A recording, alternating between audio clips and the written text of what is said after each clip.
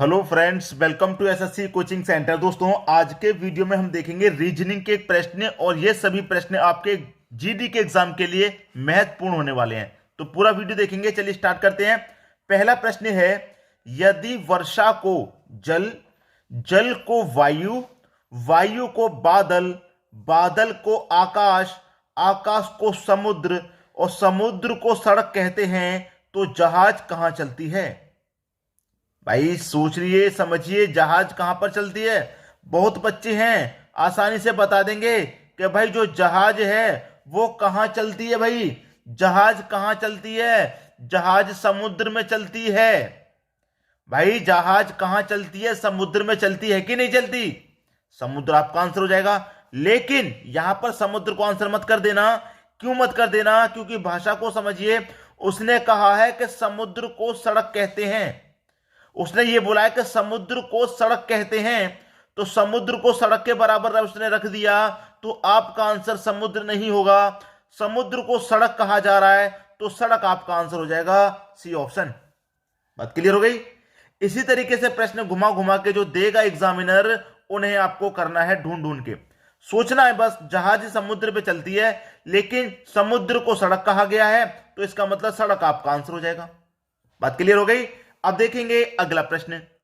अगला प्रश्न है, दी गई श्रृंखला में गलत संख्या ज्ञात करें। एक श्रृंखला दी गई है 852, 213, 53, 13, 3। ठीक है, इस श्रृंखला में गलत संख्या कौन सी होगी वो आपको बताना है। ठीक है, वो आपको बताना है। तो देखिए, यहां से बड़ी संख्या ऐसे चलती जा रही है, ऐसे चलती जा रही है। 3 से 13 हुआ। 3 से क्या हो गया दोस्तों? 13। अगर मैं 3 में 10 जोड़ दूंगा तो 13। 13 से हो गया 53। 13 में 40 जोड़ूंगा तो 53। भाई यहां पर मैंने जोड़ा 10, यहां जोड़ा 40। यहां पर कितना जोड़ूंगा भाई? यहां तो बहुत ज्यादा जोड़ना पड़ रहा है। तो जोड़ने से तो आंसर नहीं आ रहा। कभी कुछ जोड़ना पड़ रहा है, कभी कुछ, ऐसे नहीं। कोई दूसरा सटीक तरीका लगाना है। तो सटीक तरीका कौन सा होगा? अगर मैं 3 का गुना 4 से कर दूं तो 12 और उसमें 1 जोड़ दूं तो 13। मतलब गुने 4 प्लस 1। अगर मैं 13 का गुना 4 से कर दूं तो 13 चौका 52 और उसमें 1 जोड़ दूंगा तो 53। मतलब गुने 4 प्लस 1। अब 53 का गुना भी मैं 4 से कर दूं। 53 का गुना 4 से करूंगा, देखिए 50 का करूंगा 4 से 200 और 3 का करूंगा 4 से 12 तो 212 हो गया। और 1 जोड़ दूंगा उसमें तो 213। मतलब तरीका सटीक वाला तो समझ में आ गया। गुने 4 प्लस 1, गुने 4 प्लस 1, गुने 4 प्लस 1। अब यहां पर भी क्या करेंगे हम? गुना 4 प्लस 1 करेंगे कि नहीं करेंगे? बिल्कुल करेंगे। अब देखिए, 210 का गुना मैं 4 से करूंगा। 210 का कर लेते हैं ना, 213 की जगह 210 का कर लेते हैं। 210 का गुना 4 से करूंगा तो 840। और 3 का गुना 3 बचा ना 13 में से, 210 का तो गया 3 चौके 12। ठीक है, अब 840 में 12 जोड़ूंगा 852 और प्लस का 1 करूंगा तो 53 आना चाहिए। लेकिन दे रखा है 52। तो गलत संख्या पूछने के लिए उसने कहा था, तो गलत संख्या कौन सी हो गई आपकी? 852 ही आपकी गलत संख्या है। क्योंकि जो लॉजिक दिया गया उस आधार पर इसका आंसर यहां पर नहीं आ रहा, गलत संख्या दे रखी है। 852 आपकी गलत संख्या है, ये आपका सही जवाब हो गया। अब देखेंगे हम अगला प्रश्न।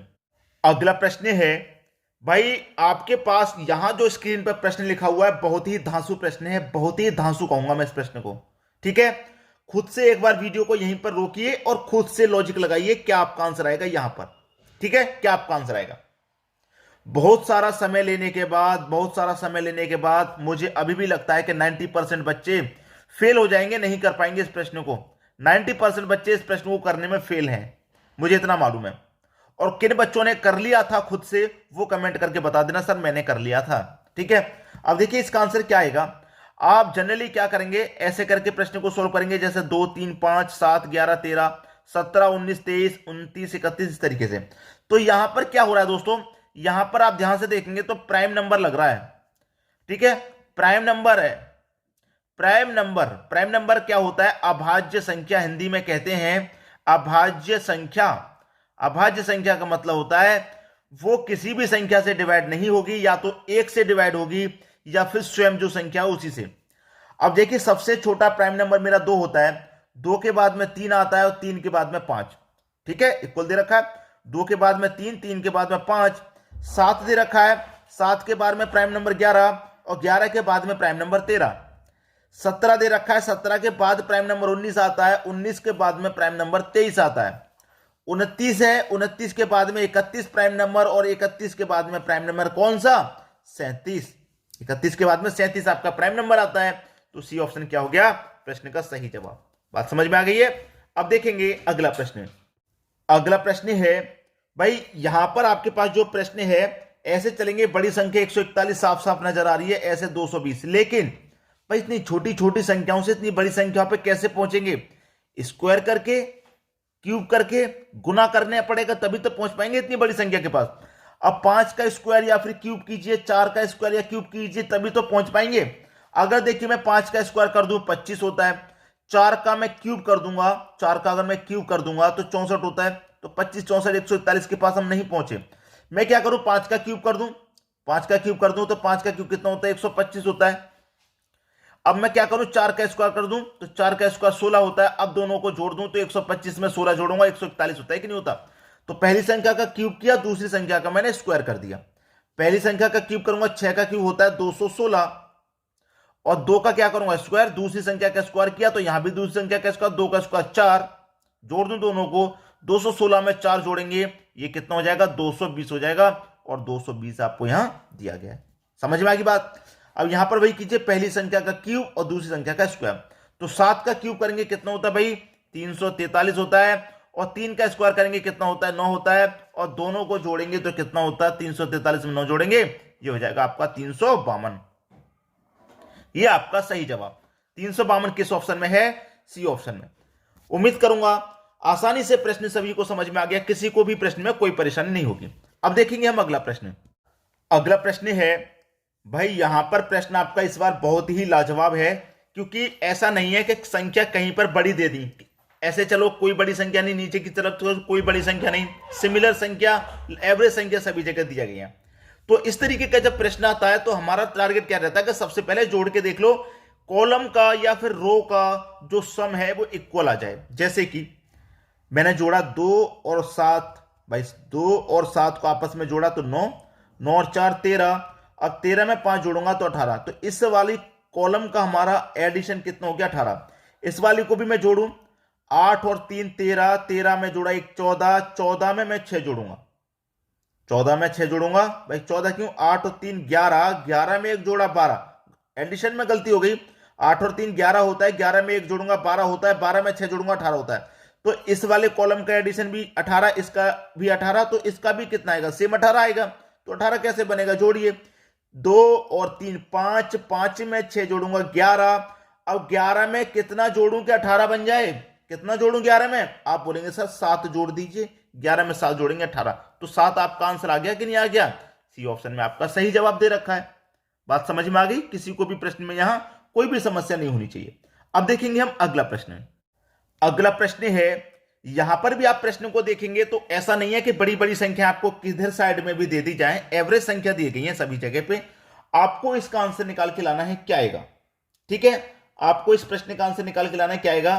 तो देखिए ध्यान से देखेंगे आप इस प्रश्न को, बहुत ही अच्छा प्रश्न है, बहुत ही लाजवाब प्रश्न है दोस्तों, ये वाला शानदार प्रश्न कहूंगा मैं इसको। देखिए कैसे, मेरे पास ये 2 था, 2 से 4 हो गया, 4 से 6 हो गया, 6 से 8 हो गया। ठीक है, मैंने 2 में 2 जोड़ा 4, 4 में 2 जोड़ा 6, 6 में 2 जोड़ा 8। ठीक है, अब 1 से 2 हो गया, 1 में 1 जोड़ा 2, ठीक है, 2 से 3 हो गया, 2 में 1 जोड़ा 3, 3 से 4 हो गया, 4 में 1 जोड़ा, भाई 3 में 1 जोड़ा 4। तो सेम संख्या जोड़नी पड़ी, मैंने यहां तीनों में 2 2 जोड़ा, यहां तीनों में 1 1 जोड़ा, तो यहां भी सेम संख्या जोड़ने के लिए आएंगी। तो 1 में कितना जोड़ूं कि 4 हो जाए? 1 में 3 जोड़ूंगा 4, 4 में कितना जोड़ूं कि 9 हो जाए? तो आप बोलेंगे 4 में कितना जोड़ेंगे कि 9 हो जाए? आप 4 में 5 जोड़ेंगे, 4 में 5 जोड़ेंगे 9 हो जाएगा। ठीक है, अब यहां पर आप कितना जोड़ेंगे? भाई बहुत टेढ़ा प्रश्न पड़ गया ये तो। आपने यहां 2 जोड़ा, यहां 2 जोड़ा, यहां 2 जोड़ा, यहां 1 जोड़ा, यहां 1 जोड़ा, यहां 1 जोड़ा। अब आप बोलेंगे कि सर यहां पर सेम संख्याएं जोड़ी गई थी, यहां पर भी सेम संख्याएं जोड़ी गई थी, यहां पर तो सेम संख्याएं जोड़ने के लिए नहीं आ रही हैं। कोई बात नहीं आ रही है, लॉजिक तो क्लियर आ रहा है कि पहली संख्या से दूसरी बन रही है, तीसरी बन रही है, चौथी बन रही है, पहली से दूसरी बन रही है, तीसरी बन रही है, चौथी बन रही है। ऐसे ही पहले से 3 जोड़ा तो 4 बना, 4 में 5 जोड़ा तो 9 बना। यहां 2 का गैप है 3 में और 5 में। भाई 3 में 2 जोड़ेंगे 5, 5 में 2 जोड़ेंगे तो 7। तो यहां 9 में कितना जोड़ना पड़ेगा? 7 जोड़ना पड़ेगा, तब इसका आंसर कितना आएगा? यहां 16 आएगा। कितना आ जाएगा भाई? 16 आ जाएगा। 16 आपके प्रश्न का बिल्कुल सही जवाब हो गया। बात क्लियर हो गई? अब देखेंगे अगला प्रश्न। अगला प्रश्न है, बहुत बढ़िया प्रश्न है, ये रहा आपका क्वेश्चन मार्क। इस बार प्रश्न में आप ध्यान देंगे कि नीचे की तरफ लगता है कि बड़ी संख्या है, बिल्कुल नहीं है बड़ी संख्या नीचे की तरफ। यहां तो 36 से छोटी देगी 18। बड़ी संख्या कहां है? बिल्कुल भी बड़ी संख्या नहीं है यहां पे। तो है क्या बड़ी संख्या? बिल्कुल भी नहीं है। तो देखिए क्या रिलेशन बनेगा। आप देखिए 7 से 21 में डिवाइड दे सकते हैं। भाई आप 21 में 7 से डिवाइड दे सकते। इस 21 में आप 7 से डिवाइड दे रखे हैं, कितनी बार जाएगा? 7 तरीक का 21, 3 बार जाएगा।